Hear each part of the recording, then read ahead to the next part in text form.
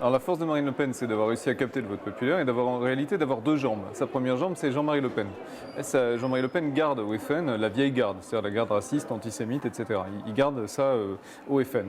Et elle séduit une nouvelle catégorie de gens qui sont séduits par la modernité de sa proposition et qui se disent d'accord, le FN avant c'était sulfureux, mais aujourd'hui Marine Le Pen incarne quelque chose de différent de son père. Donc elle a les deux à disposition.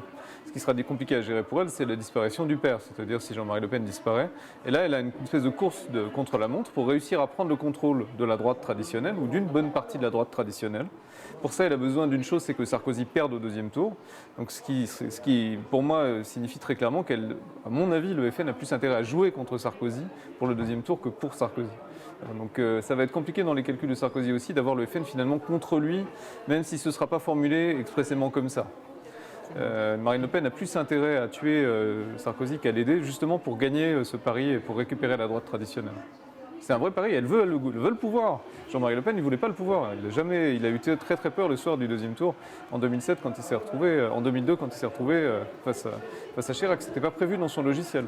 Là, elle veut le pouvoir. Et elle l'aura. Alors, ça, on va espérer que non. Elle veut le pouvoir, elle veut y participer en tout cas, ça c'est toujours possible. Oui, et peut-être que si la droite se recompose après l'échec de Sarkozy, ils seront obligés de faire une place à Marine Le Pen. C'est pas complètement invraisemblable. Au revoir.